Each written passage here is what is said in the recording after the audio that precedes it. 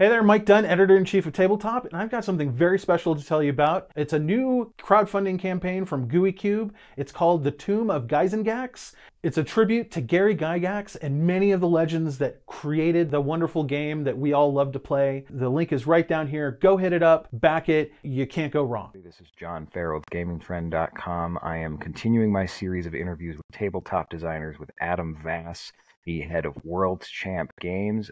Thank you for coming on board. It's been really interesting looking at the products that you have available. Yeah, thanks for having me. I'm excited to chat.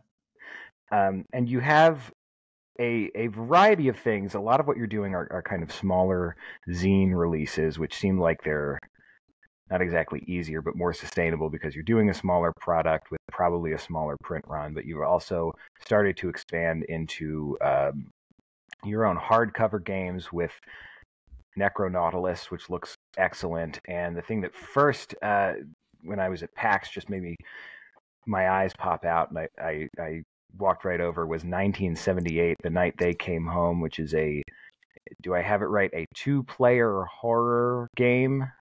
Yeah, it's like a slasher story board game. It sort of marries the mechanics and feeling of playing a traditional board game, but with storytelling and role-playing as like the main focus.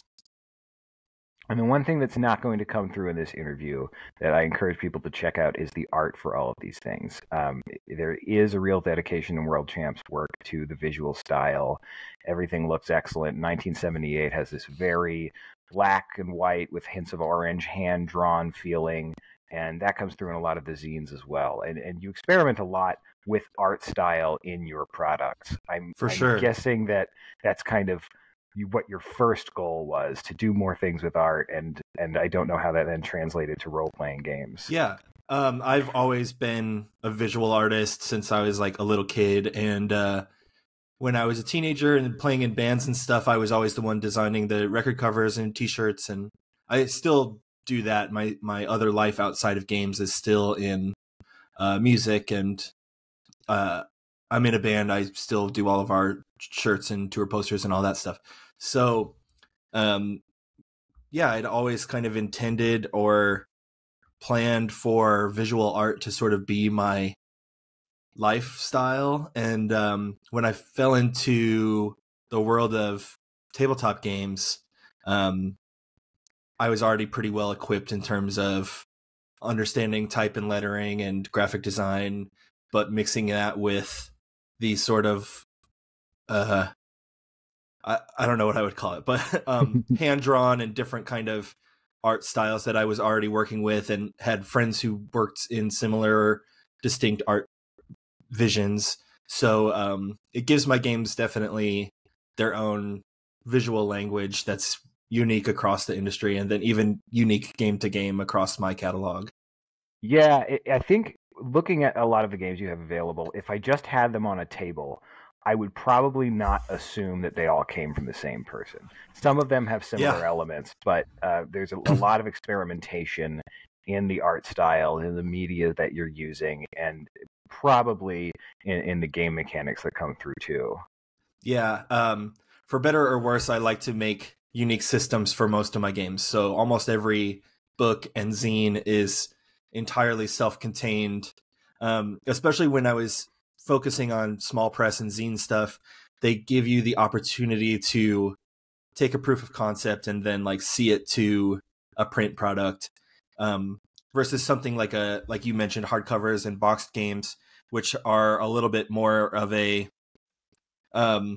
not obligation, but just a bigger project. So you want them to be a little bit more accessible. So zines are definitely where I can stretch my wings and see what happens.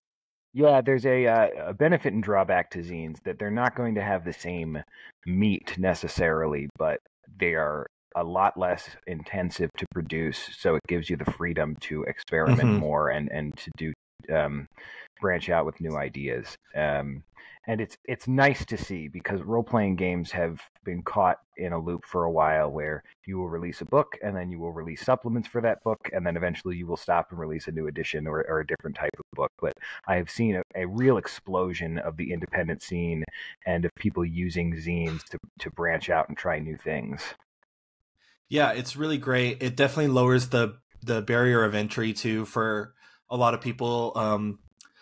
When I started going to conventions and was working for other publishers, it was very clear that, especially in board games and in more like traditional media, you have to have a publisher. You have to have X, Y, and Z in terms of available resources, time, money, storage space that most people just don't have. Yeah. And I think the sort of proliferation of zine stuff within indie games, which I still think is almost distinct and separate from, like, air quotes, true zine culture. But it's really helpful for artists and like more outsider folks to sort of be able to distribute and create their own art and have their voices heard. Yeah. And I don't need anything like specific numbers here, but as someone who has produced zines and hardcover books, and you now have a board game, would you be able to talk a little bit about what the different breakdown there is between the timeline, but also the margins for like how you go about producing each of those products differently? Sure. Truthfully, a lot of my zines, they come from an idea on a Thursday or Friday, and I send them to print on Monday or Tuesday.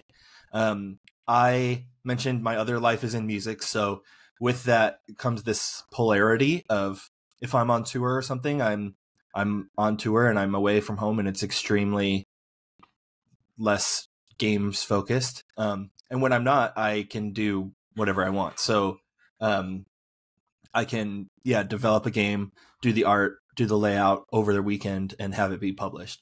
I use a Patreon where people can support me, and then I'll use that money to print the zines, so I'm not going out of pocket most of the time. And then when I do a larger project, a hardcover or a boxed game, I rely on crowd backing or crowdsourcing for that, typically with Kickstarter, and sort of shoot for about 1,000 or 1,500 print run.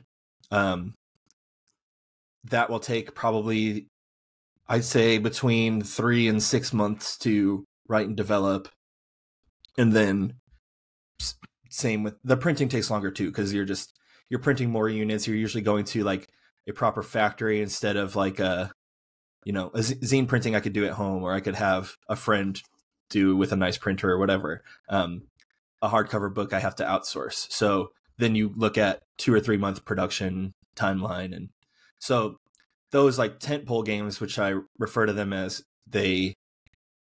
I'll try to do less, like 2 or less a year. Whereas zines, I can just do unlimited, however much I want and whenever I want. And those, that like we mentioned, that's a really great creative liberation, but it's not necessarily career focused. Yeah, it's and it's almost a shame. I was talking to Stephen Dewey, the creator of 10 Candles, about this, that RPGs, from the creator's perspective, are kind of too cost effective for their own good, because when I buy one, even a zine, something that's short, a couple of pages long, contained with its own rules, if it's a good one, I could play that for days or years at a time. Some of the small products I have, I use more regularly for longer periods than the larger produced books that take more effort and maybe make more profit.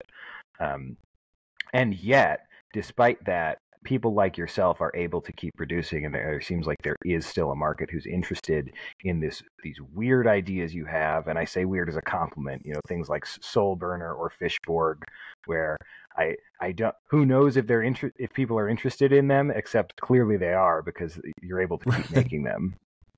Yeah, I've luckily I've been making games since 2016, which obviously is not that long, but in terms of indie space, it's fairly long.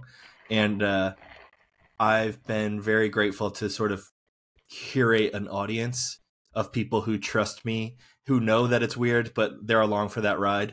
And I can take risks and make weird stuff and know that it's not going to be appealing in a mass market kind of way, but I have a few diehards who will buy whatever I make because they trust the ideas I have and the way I execute them. And that's something I've definitely heard a lot from independent creators. I read a lot about independent film, that like, you're not making something that's going to make $60 million. You're not trying to. You're making something that appeals to you and appeals to the audience, whatever size it is, and it's self-sustaining.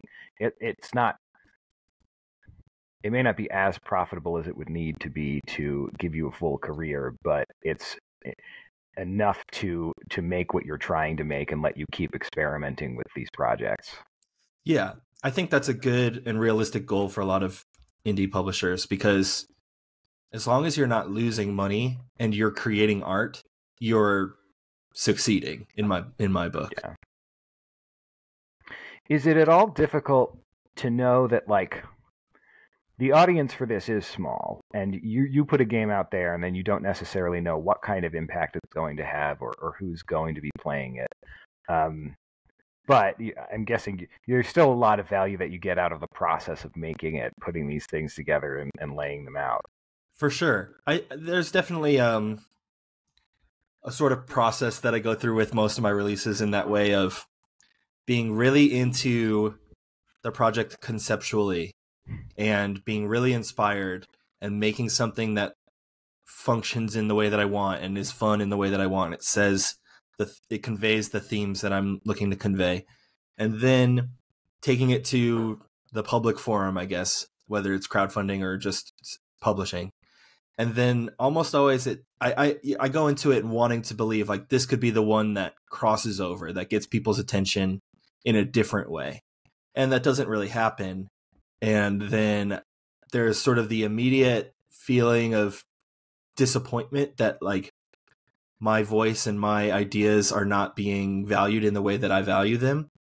But then usually the pendulum swings back to saying there are not infinite people who are along for that ride, but the people who are, they do appreciate it and they do recognize what I'm trying to do, and they hear that the things I'm trying to say, and that's valuable. It's weird because it's an art industry, so the art has intrinsic value that sort of gets replaced by the commercial value. Yeah, and that's something that becomes a huge liability for the quality of the art. You know, role-playing games specifically are dominated by Hasbro, who pretty openly doesn't understand or respect tabletop as an art form. So they're able to be successful because they have more money and attention behind them, but the things that they do to be successful financially make them less successful as artists. And I find myself just shouting to the heavens ineffectually to say, like, there are better, cheaper things out there that you could be paying attention to, and not everybody's going to hear that message, and that's just how it is. I think with most art industries, you know, film's a great example.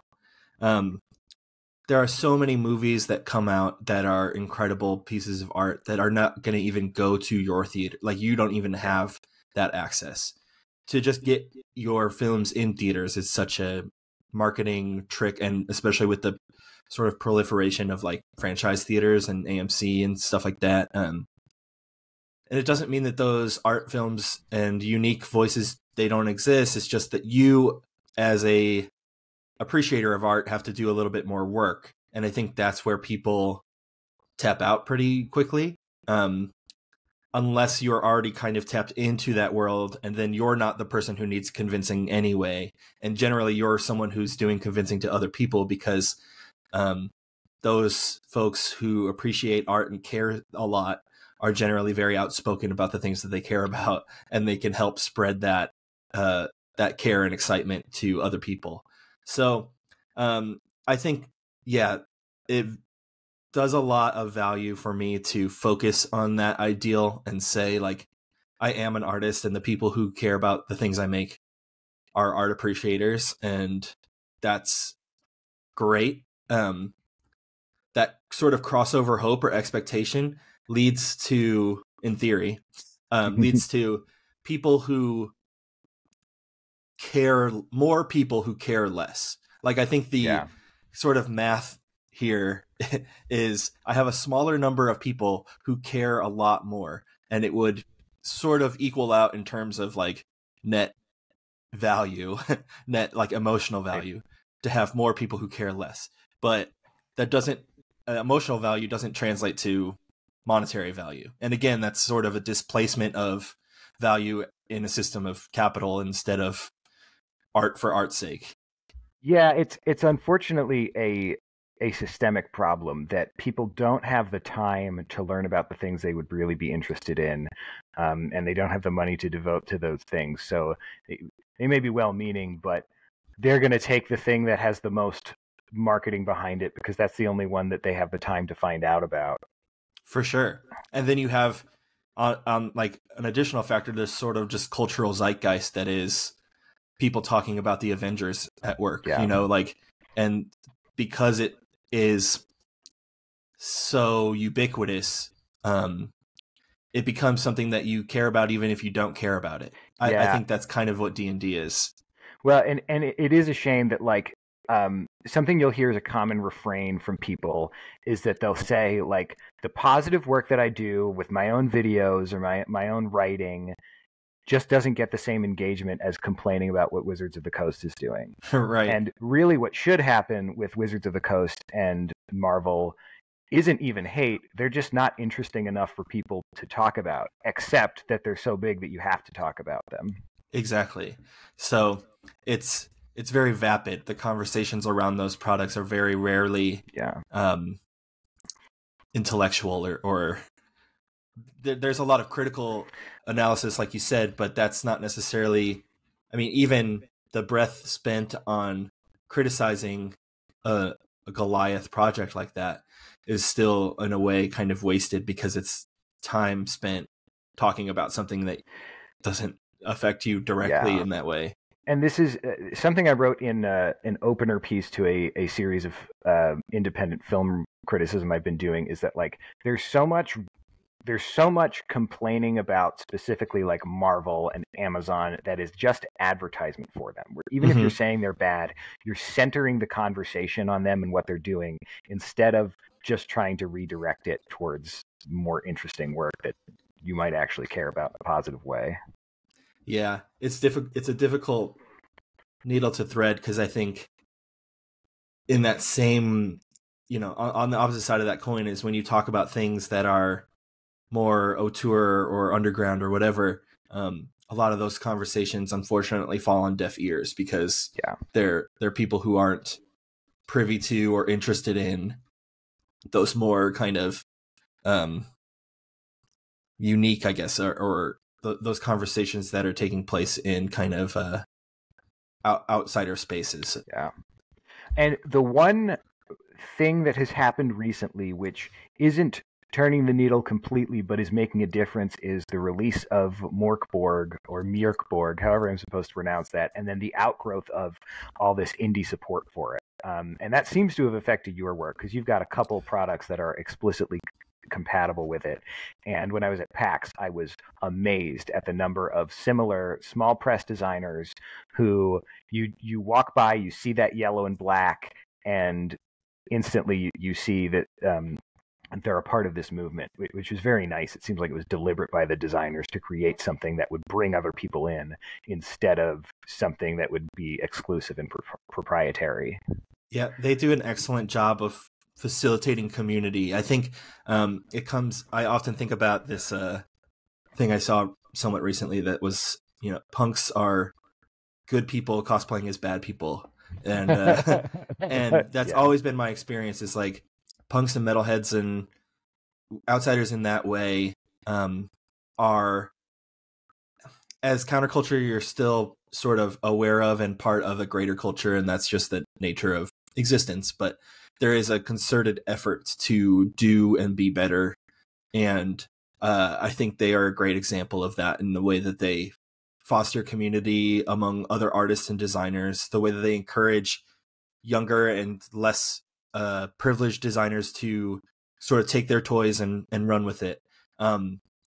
Even before I was writing stuff that was compatible with Morkborg, things like Necronautilus were very clearly inspired by that philosophy of just being the most you that you can be and having things turned up all the way.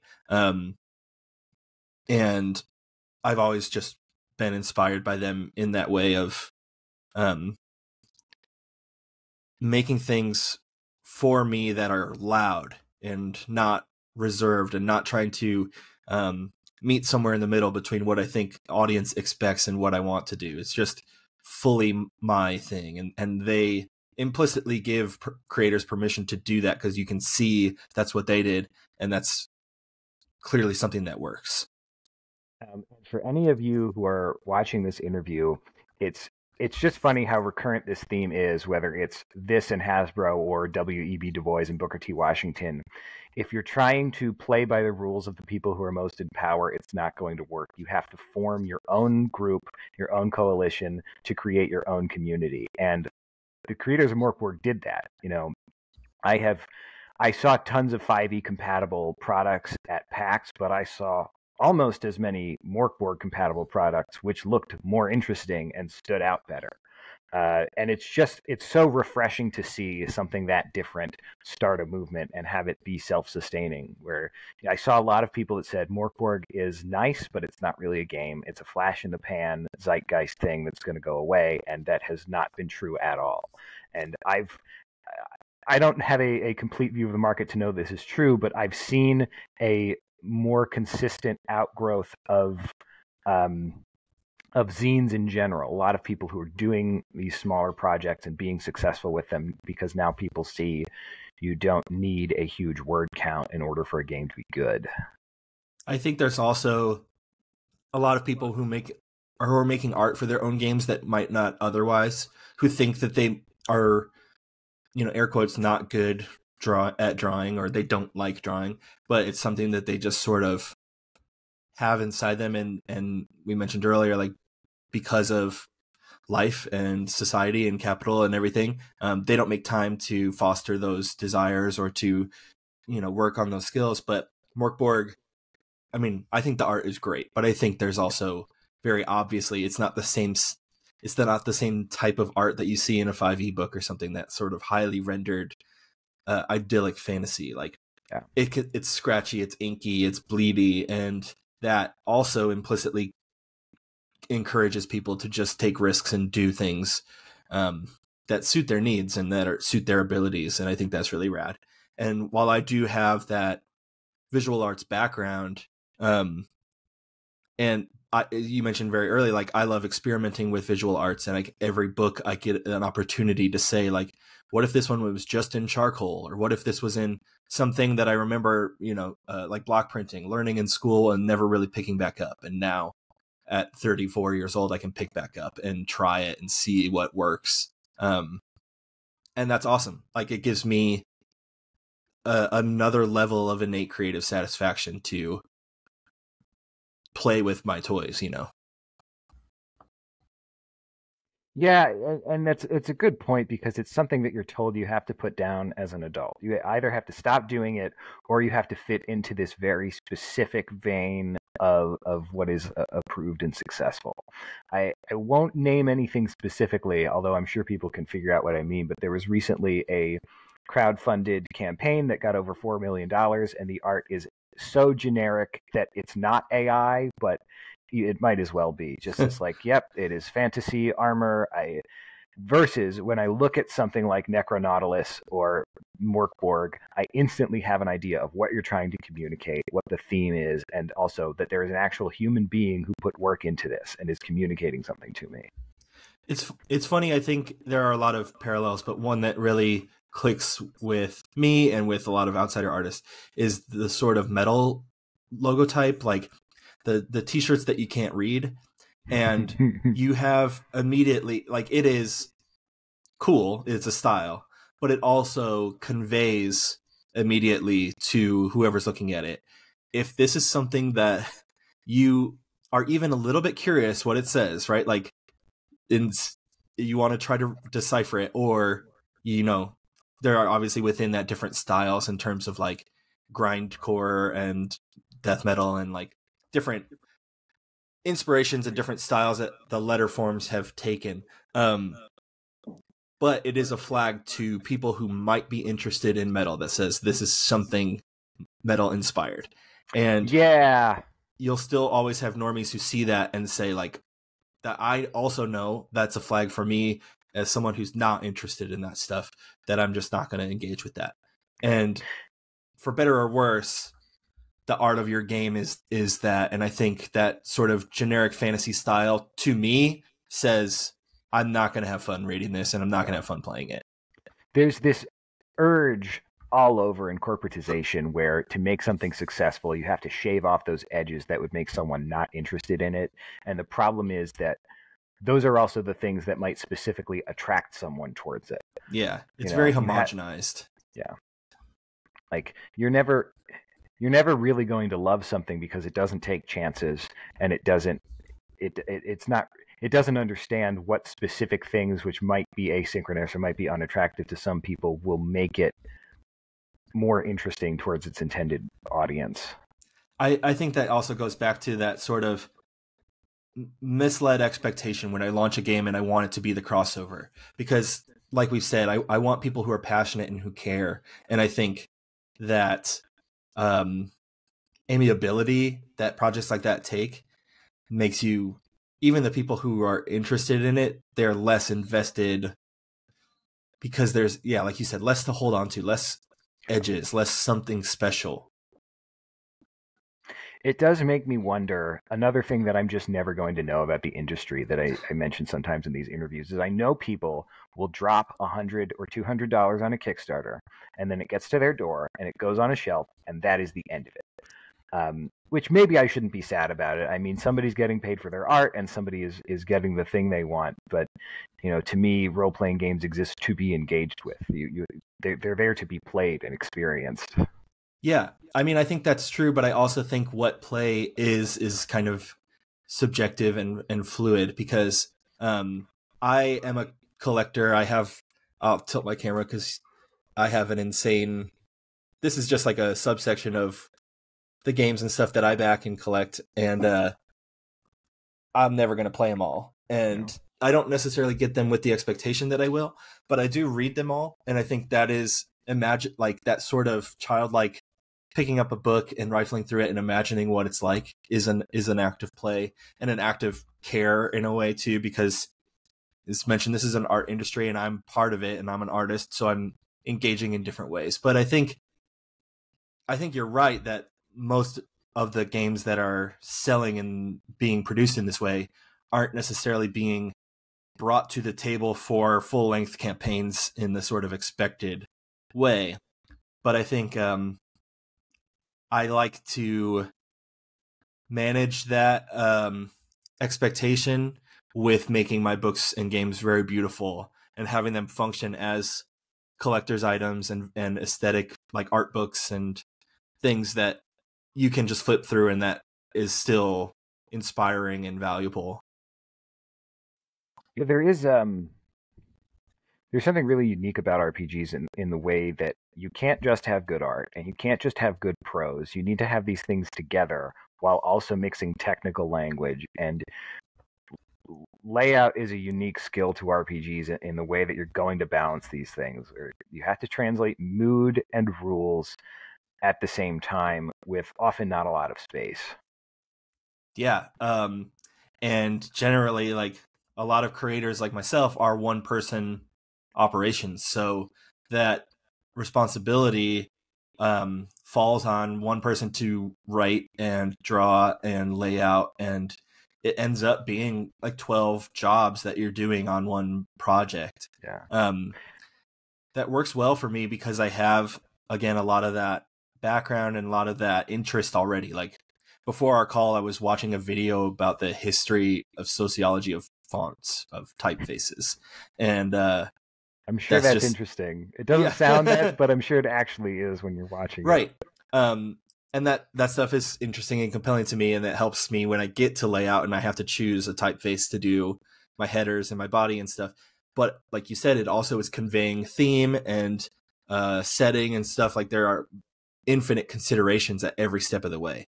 The way that you write a rule, the language that you use, the numbers and probability, which again, like I'm kind of doing the Malcolm Gladwell, like realizing all the things that work for me. But I was going to be a math major. I studied a lot of math before I dropped out of college.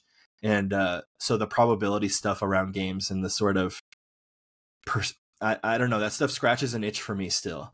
So I'm fortunate that I have a lot of these interests that predate my interest in gaming, and they become applicable in this new art form.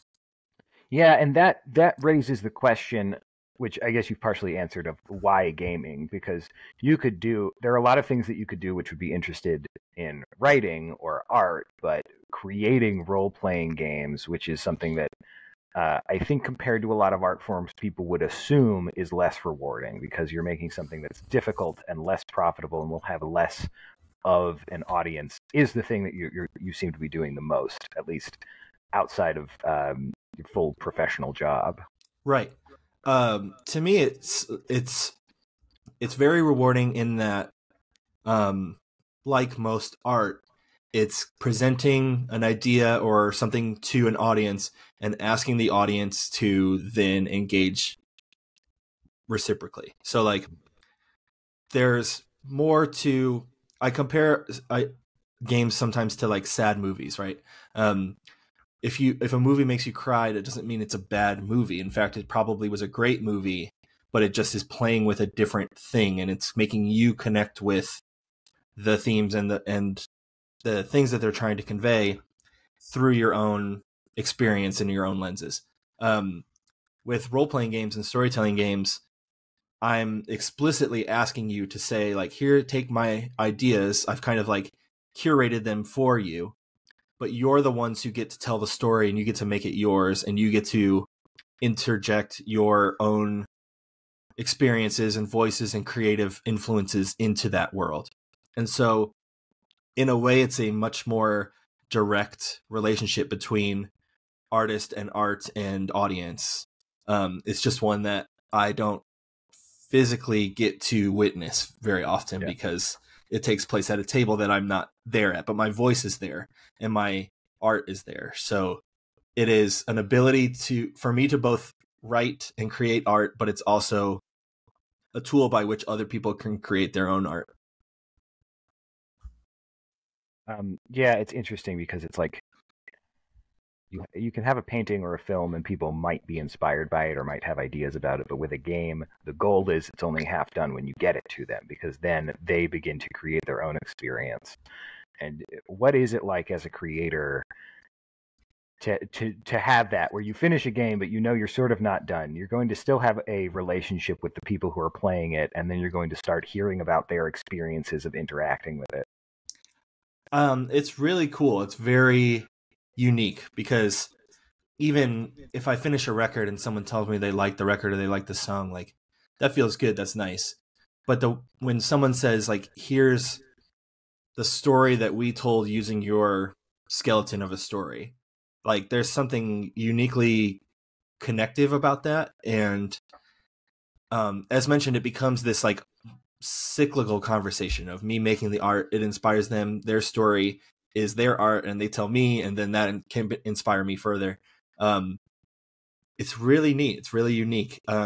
There's also always, as mentioned, like, because people are taking your ideas and running with them, you're never going to be able to account for or expect all the things that people come up with.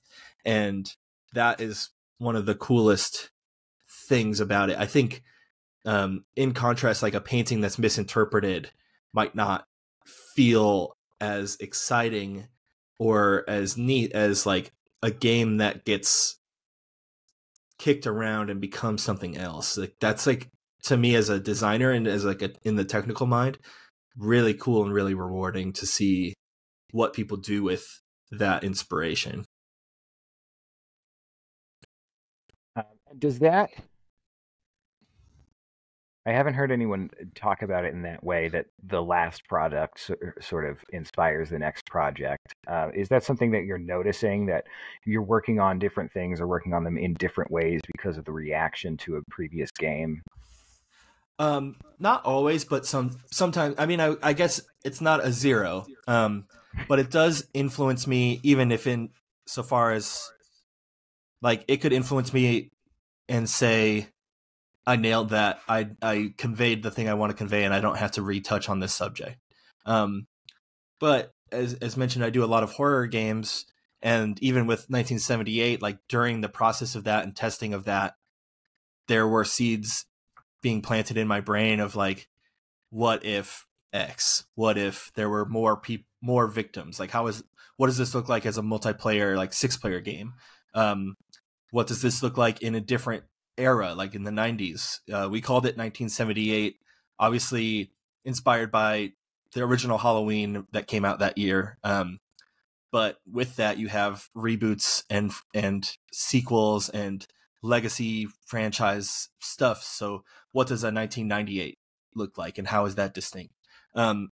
So play and the stories that come from play definitely inspire, and like they help you as a designer and an artist become aware of what is and isn't working and what of your intentions are coming through, and then gives you the opportunity to say, like, if this is something that you want to double down on, or if you want to make it more anything, more impactful, more violent, more accessible, anything, that could inform future design choices really well.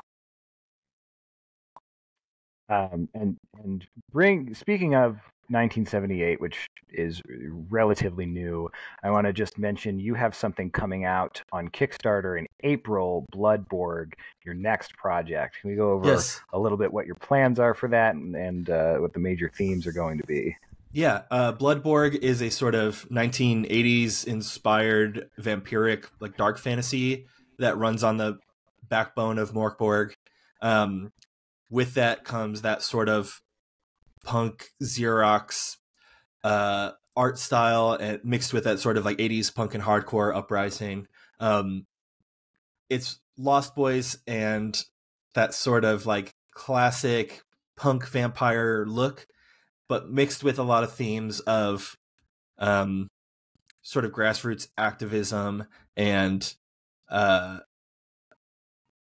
anti-capitalism, anti-establishment sort of themes that come with, again, punk and hardcore. So you play as vampires, you're being pursued or hunted by someone or something, and you're just trying to survive in this city. It's sort of derivative of the core setting of Morkborg, but thousands of years later, after vampirism, like industry comes through, and then there's also these underlying themes of vampires that have been around since the days of the basilisk. So it's violent, it's nasty, it's weird, but it's also weirdly heartfelt and about organizing community and getting by in a world that hates you.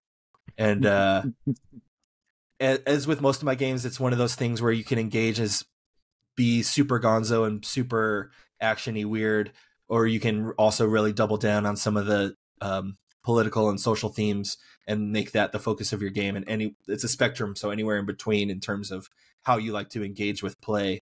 But that's all to say that game is coming to Kickstarter in April. It's compatible with Morkborg, but it's a standalone experience, so you don't need any experience with those games to play this one. It's going to be a really beautiful hardcover book. My friend Mitch is doing the art. I actually just saw the cover this morning for the first time, so that's really exciting. And we're doing some cool, weird, trinkety, fun like merch stuff too. Like you can get little like physical foam heart that has some extra rules on it and some goofy stuff like that to kind of expand on the package and the way that you engage with what is otherwise, air quotes, just a book. Like it is, I want it to be more of an experience and stretch out those limitations of in that Morkborg way of like really letting our freak flag fly on this one. Well, that sounds lovely. I'm going to have a link to, maybe I'll have to edit this out. Do you have a like pre-landing page, or is there somewhere people can? It's supposed to be approved today. I'm waiting for the email. Okay. So it'll be bloodborg.com. We'll go directly there. But also, my website is worldchamp.io. That will relay to all that stuff. Okay. So I'll just re-say that and cut out the awkward chunk. Cool. So if you want more information, you can go to bloodborg.com. That's up now, and you can track for more information there. I'll also have a link to the WorldChamp website below. And do you have any social feeds that you would want to share with people to follow your work directly? I have an email newsletter through my website. That's the best way to hear about new releases and stuff that's going on. I'm on Instagram as WorldChamp Game Co. And because I have that really nice feature of my games being so visual, and I'm actually more active there than I am on other socials. Whereas the TTRPG world is a little bit less present on Instagram than, say, like a Twitter or something more text based. And I have a Patreon as WorldChamp Game Co. where you can help me make those zines, small press stuff, and you're only charged when I make something, so it's like not an ongoing fee. It's just kind of pre-ordering these cool, weird mysteries. Great. Links to all of that are below. Adam, thank you so much for joining me today. It was really lovely to get an injection of non-corporatism into my life for a little bit. Yeah, I appreciate you. Thanks for having me.